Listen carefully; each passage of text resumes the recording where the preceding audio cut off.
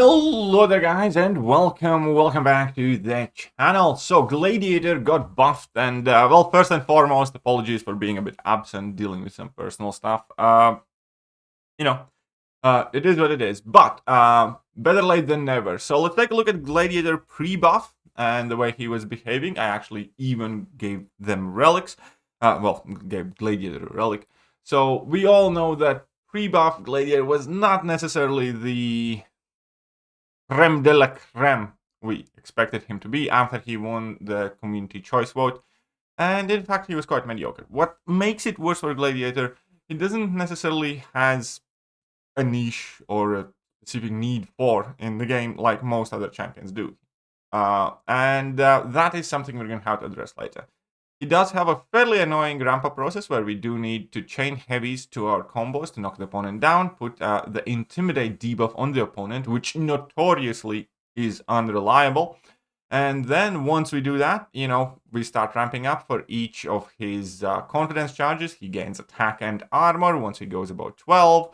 At that point, you also start getting unblockable. That does have a cooldown. Here we can see that I finally have ramped him up fully. I'm going for level 1 here. Level 1s give me Unstoppable. Level 2 give me Vigilance. And you can also hit the opponent or try and hit them during their special attacks in order to inflict extra damage. But before buff, that would also consume your charges. And it's not great. And you still take some damage. But nonetheless, once he is ramped, his damage output is not necessarily that awful, and you do not really need to keep knocking opponent down aside from just before the special attack that you are ready to throw in order to get extra burst damage, because if you activate level 2 whilst you are unblockable, you gain extra burst. And it also works decently well for level 1s just because you can kind of like throw a heavy and then later on activate the special. So that is Gladiator pre-buff, with basically his damage output as such. And this fight was about 1 minute 45.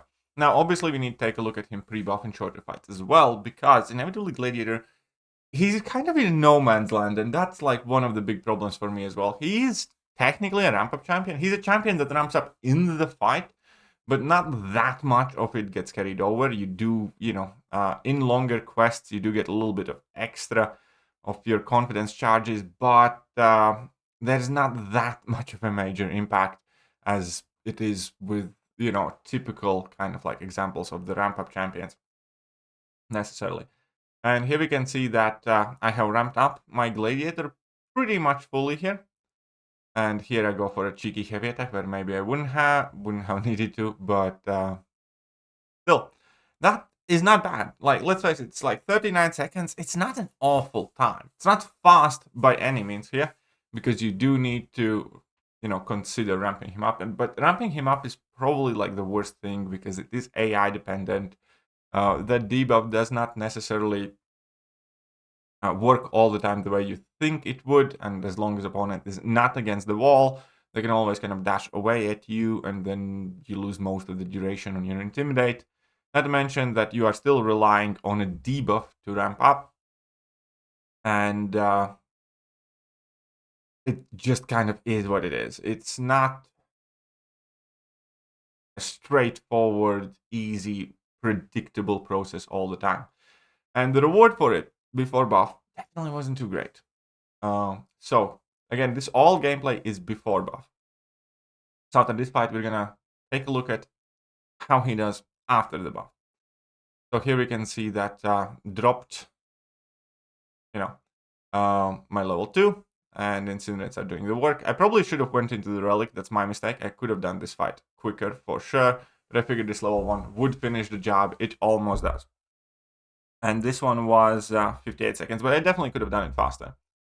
And now, let's take a look at Gladiator after his buff. And now he ramps up faster. His Intimidate debuff is being replaced with passive that lasts longer and is no longer paused during his special attacks. And as we can see, with a single heavy attack, I actually ramped him up to 15 charges. So his ramp up is definitely easier to pull off. Obviously, AI still affects it. But again, as you can see here, it took me like literally 2 heavy attacks and I was done. And now we are fully ramped up What changed also is the attack bonus we get for each confidence charge.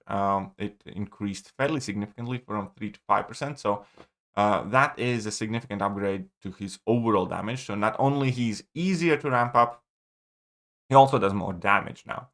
And also he's unstoppable now, and confident charges are not lost as easily as they used to be, because at some point he basically just stopped losing them altogether. And yeah, so that is Gladiator now. Still doing in, plenty of work now. And here I'm trying to get in extra damage. As we saw, it kind of works fine in matchups where opponent doesn't do anything particularly special on their special attacks. It is a very limited selection of matchups, though. But let's go back to Deadpool and Venom of the Duck, and then I'm going to kind of give my final thoughts here. So now, again, ramp up is definitely easier. It's, again, still AI dependent, but for the shorter fights, basically you're going to be ramped up by the time you get level 2, especially if you just primarily hit the opponent's block. But after your first heavy attack, you should already have unlocked your unblockable. And as you can see here, that's it. I'm ramped up. And now I just need to get in that level 2. And as soon as I do, we're going to be doing a significant amount of damage. The same mastery setups as previous matchups as well, by the way.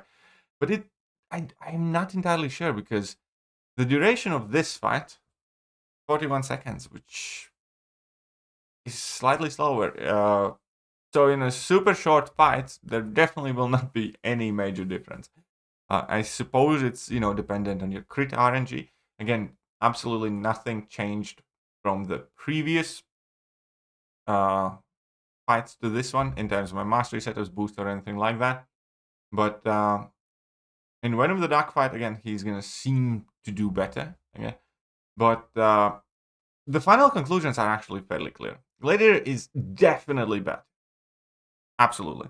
Is he somebody that I am willing to invest resources straight out of the gate now? No. Not entirely sure what would I use him, if ever. Not confident in his, necessity in this game, to be honest. I think that's kind of the biggest issue here. Because in contrast to any and all other Cosmic Champions, I just don't know what exactly would you need him for, or which matchups you would need him for, and what is that he would do better than others. I do think that there will be situations or niche situations in the game where, he is going to be the man for the job. Some weird node combination, perhaps some defenders in the future, perhaps some matchups that we haven't really, discovered yet, because that's also absolutely possible. There can easily be different matchups that, he might turn out to do fantastic for. But as an overall champion, in between his playstyle and in between what he does, I just don't still think he's quite worth it or quite up there if you have better choices. Now, one thing now is for clear, without a doubt. Is Gladiator much better than he used to be? Yes. Is Gladiator now all of a sudden super mega desirable champion? Not at this point. Again, it could be some metas that work for him perfectly, could be some nodes, or could be something. But on a personal level, I'm definitely not rushing to, invest in my Gladiator. Because I'm just not sold on him. Because he does better what he used to do. The problem here is that what he does not necessarily needed. And I just think the resources could be better spent elsewhere. So in this fight, I also activate my level 3 to get up to 29 charges. And now with 29 charges, obviously, that effectively is like 20% damage increase as well. But here is also a funny thing, how apparently in Labyrinth of Legends now opponents can evade with Cold Snap on as well. I'm pretty sure that it didn't used to be like that, but fine, whatever. That's fine. Again, he's better, significantly better, easier to play, less frustrating to play. I don't know how much more desirable he is at this point. If you liked Gladiator before, you're going to like him a lot more. If you didn't like Gladiator before, the chances are you're probably not going to be a massive fan afterwards. Like, at least after the initial testing and having done some fights, I'm just still not sold on him. Maybe he grows on me, but I do have a 7-star again, and I don't necessarily plan on taking him to rank 2 unless there is a good reason for it. Unless there's like specific meta, specific matchup, unless I need him specifically for something. Or maybe, who knows, he has like a glow up, like a bunch of other champions have had in the past. But I don't quite see it yet, or initially, anyways. Then again, Kabam dictates which champions get popular by what defenders they release, what metas we have. So again, we'll see how it works out. But for now, I mean, the buff kind of did the job. He's better than he used to be. Let me know what you guys think so far, and I'm going to catch you guys later. Bye-bye. Hello there, guys, and welcome back to the channel. So we have all